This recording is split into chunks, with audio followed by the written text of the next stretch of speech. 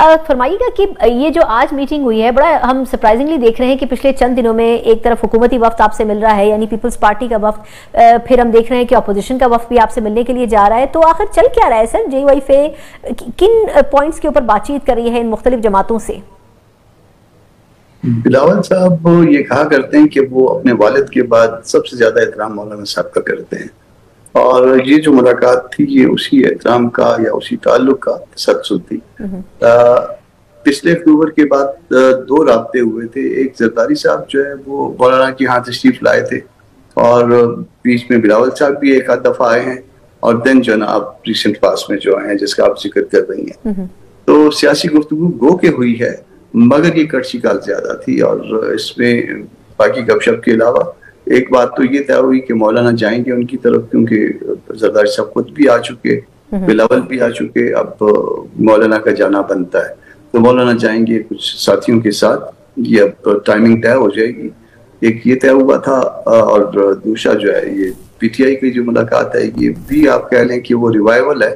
वो एक जो मुनक़ता हो गई थी बातें, उसके बाद फिर जो है ना हमने तो तलखी अपने तौर पे खत्म कर दी थी, मगर कभी कभी वहां से जो है ना कोई ईंट पत्थर आ जाता है, वो कभी 26 अमेंडमेंट के हवाले से, कभी किसी और के हवाले से, हालांकि वो सबकी शरीक कार रहे हैं।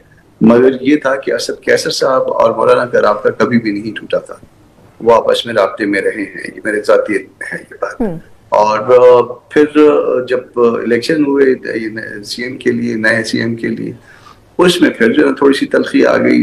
हालांकि उनके CM को कंटेस्ट देना एक आम रूटीन की बात है और जमहूरियत की बात है, और ये सिर्फ हम जानते थे कि हमारे पास कोई स्ट्रेंथ नहीं है इतनी कि जिसमें हम कोई कंटेस्ट दे सकते हैं।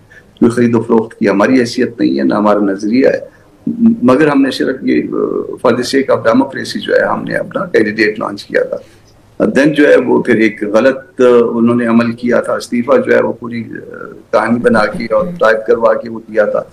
उसके परसों में जो इजलास बुलवाया गया था स्पीकर के पार्ट में, उसको चैलेंज करना था कि ला उसमें सेटल हो, ये जरूरी था सब कुछ, मगर इसको फिर उन्होंने एक बना लिया था अपने पास बहाना। मगर कल फिर ये बात दोबारा ठीक हुई है, और इसमें जो एक खास बात ये है कि महमूद खान साहब की नॉमिनेशन पे अपोजिशन की तरफ से ये इत्तेफाक हो गया है। मौलाना साहब ने उसमें यकीनदहानी करवाई है PTI के वफद को।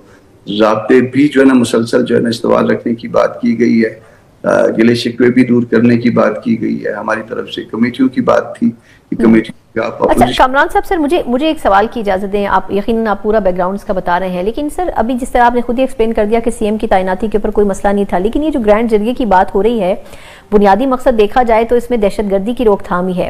लेकिन सर आप लोगों ने उनसे सवाल नहीं किया कि इस पे गवर्नमेंट की पॉलिसी कुछ और है, सूबा कुछ और बात कर रहा है, इवेंचुअली देखें मामला उसी तरफ जा रहा है कि बातचीत का तो कोई फायदा नहीं हो रहा, आपको ऑपरेशन ही करने पड़ेंगे। तो आप लोग क्या पाकिस्तान तहरीक इंसाफ को इस हवाले से नहीं समझा सके हैं कि जो PTI की पॉलिसी है वो कोई कामयाब पॉलिसी नहीं होगी?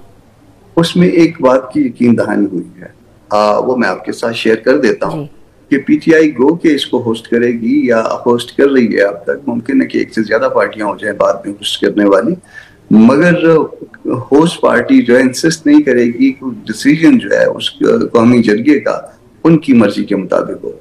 इसमें तमाम पार्टियों की राय ली जाएगी, और बाकी जो कोई सीनियर्स होंगे उनसे भी पूछा जाएगा, वो भी अपनी राय देंगे, और उसके नतीजे जो भी नतीजा आएगा वो उसको जो है ना वो शेयर किया जाएगा। यकीन वफाक के साथ भी यकीनन जो है वफाक एस्टेब्लिशमेंट के साथ भी खुल के कह देते हैं, एस्टेब्लिशमेंट के साथ भी कि ये राय है, सूबे में तमाम पार्टियों की ये राय बनती है, और के साथ देख लीजिएगा।